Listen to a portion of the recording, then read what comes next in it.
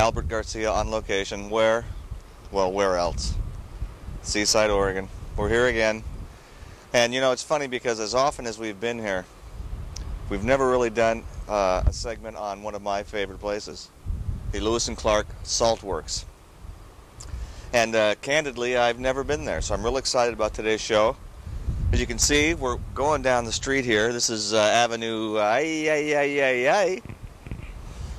And we're going to go to the actual Seaside Salt Works, or the Lewis and Clark Salt Works, I should say, and see if we can get in. We don't even know, you know, if we can get in or if there's even a building or exactly what the salt works are. So together we're going to find out, though, on this sunny and balmy Friday afternoon in beautiful Seaside, Oregon. Now you'll recall, you students of history, the salt works is, of course, where Lewis and Clark, you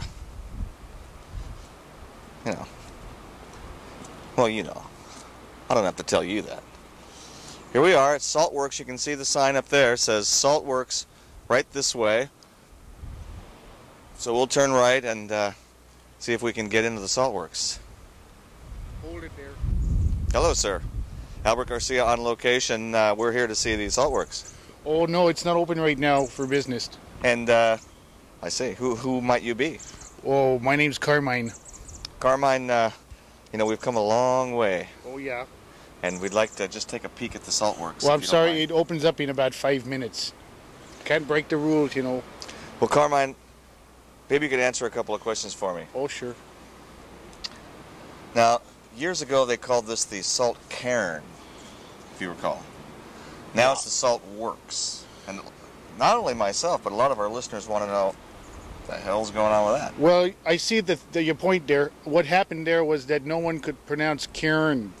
I have trouble with that. Yeah, Cairn. People would call it like Cairns.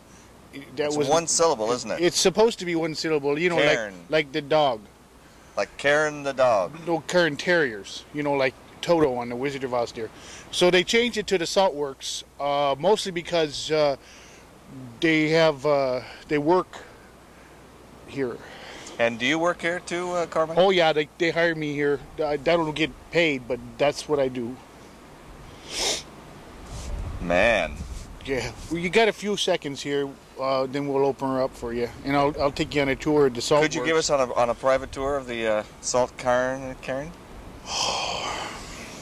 Might be a little something in it for you, Carmine. Yeah, well, you know, I can help you out there, but we have a couple of minutes here to wait there. Okay, well, maybe I could ask you a couple more questions. Okay, that's fine. You ever been boned up the ass for being a wise guy? Oh, no. Oh, that's a good question.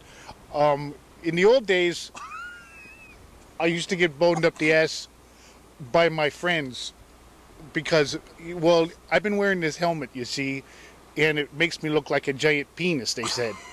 So what happened, don't touch me, you're not allowed to cross this line here. What happened, though, was I got boned up the ass way too many times, and it's really hard to walk. Okay, I think we can go in now. Super, here we go. Come with me, we're at the actual famous Salt Works. Look at these little cotton things going on over here. Now, I'll give you the audio tour, and if you want to wear headphones, they're not available. Welcome to, excuse me, I usually talk for large crowds. That's fine. Okay. Welcome to the Salt Works at Seaside, Oregon. This is the Lewis and Clark Salt Works. Used to be called the Salt Cairns, but no one could pronounce. Please don't interrupt me while I give you the audio tour. Pretend that you are in the mid-1800s, traveling through the world, and you come to a place where you need salt. Well, Lewis and Clark did this, as I recall, and we used to run along the beaches and look for salt because you needed salt to cook with and stuff. And to cure the various animal hides they were. You know, I was on a roll, and I now forgot my place. Okay. Welcome to the Salt Works at beautiful Seaside, Oregon. Salt, of course, was an early preservative for the pioneers. Well, actually, they cured everything from pork and bacon to beans and lots of other supplies with salt. Well, sir, my understanding was that they boiled the salt out of the water so they could drink the water. Yes, but what did they do with the salt after they boiled it out? A guy named J.P. Morton he came along in the late 1800s and bought all the salt from the Lewis and Clark guys. I think it was Roger Lewis and Steve Clark. And that was Dave Clark. Yeah, well, there were 5 of them, I know that. And so this Morton guy came along and he, no, we're not moving yet.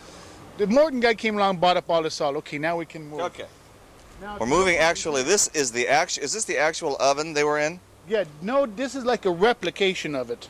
This is a replica. And they actually boiled the water in those buckets up there. Is that correct? If I had my key with me, we could go in and take a look at those buckets there. What happens, though, is that what they do is they put the salt water there in the buckets, and then they build a fire underneath there.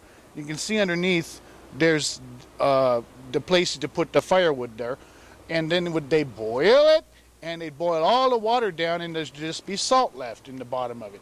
And that's where the Morton guy came into the picture, and he came and took all the salt away from Roger and Lewis and Steve Clark.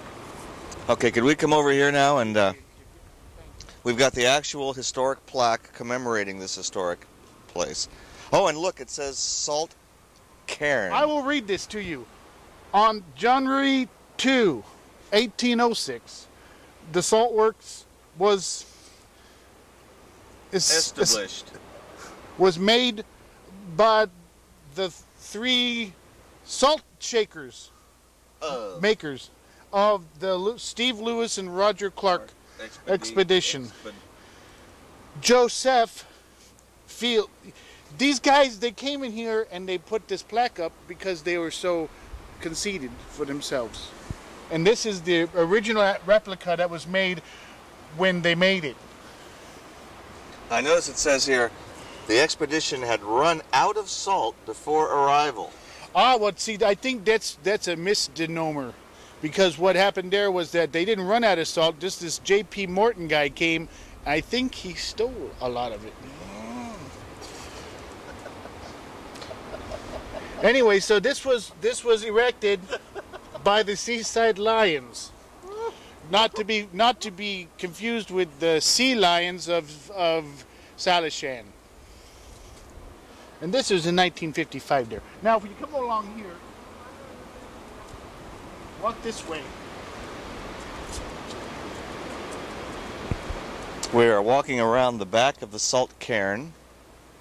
Quite beautiful, actually quite humbling to be here, knowing that only a mere 200 years ago, our forefathers brought forth upon this continent a new nation, based in liberty and dedicated to the proposition that all men are created equal.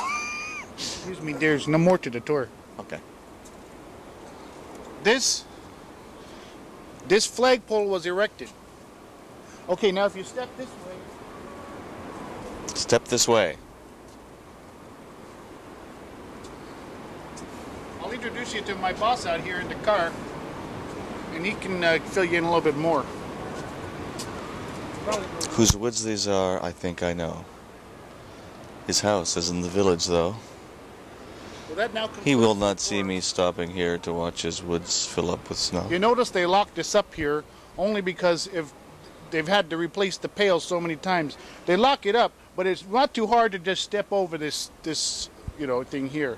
So. Well, thank you, Carmine. No, not a problem at all. And got a couple customers.